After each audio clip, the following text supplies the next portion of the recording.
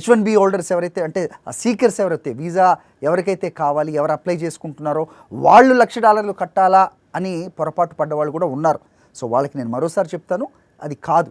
So మిమ్మల్ని ఎవరైతే hire చేసుకుంటారో ఆ కంపెనీ, ఆ ఎంప్లాయర్ వాళ్ళు $1,00,000 కట్టాలి అనేది ఒక కంటెన్షన్ పాయింట్గా ఉండింది. సో ఈ కన్ఫ్యూజన్కే యూఎస్ ఛాంబర్ ఆఫ్ కామర్స్ అవ్వచ్చు, వాళ్ళందరూ కూడా కోర్టులకు వెళ్ళారు. సో అది ఇంకా కోర్టులోనే ఉన్న పరిస్థితి కూడా మనం చూస్తున్నాం. ఈ నేపథ్యంలో నిన్న అక్టోబర్ 20 సాయంత్రం లోకల్ టైం 4 గంటలకి అలాగే 5:30 గంటలకు మరొకసారి యూఎస్సిఐస్ దాన్ని అప్డేట్ చేయడం జరిగింది.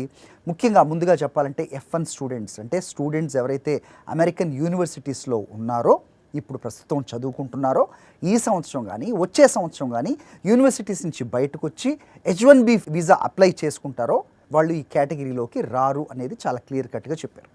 అయితే ఇక్కడ వీసాస్ విషయం ఒకసారి చూసుకుంటే 85,000 ఈ మన కోటా ఏదైతే ఉంటుందో ఈ వీసాస్లో 65,000కి 65,000 మంది గ్రాడ్యుయేషను అలాగే ఇతర కోర్సెస్ ఉంటాయి. ఎలక్ట్రానిక్స్, ఎలక్ట్రికల్స్, అలాగే ఇంజనీరింగ్ ఈ చదివే వాళ్ళది ఎక్కువ శాతం ఉంటారు. దాదాపు 73% అనేది గణాంకాలు చెప్తున్నాయి. అలాగే 20,000 వీసాస్ వచ్చేసి మాస్టర్స్ చేసిన వాళ్ళకి ఉంటుంది. అయితే ఇక్కడ కొత్త విషయం ఏంటంటే గవర్నమెంట్ ఫీ ఏదైతే ఉంటుందో ఈ వీసా అప్లై చేయడానికి కానీ, అంటే ప్రీమియం ప్రాసెసింగ్ ఉంటుంది, అలాగే నార్మల్ అప్లికేషన్స్ కూడా ఉంటాయి.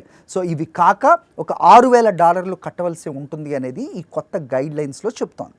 $6,000 సో నిన్నటి వరకు ఉన్న కన్ఫ్యూజన్కి $6,000 నిజంగా పెద్దదిగా అనిపించకపోవచ్చు, which is fact, right? So ఇది ఇంకో క్లారిటీ.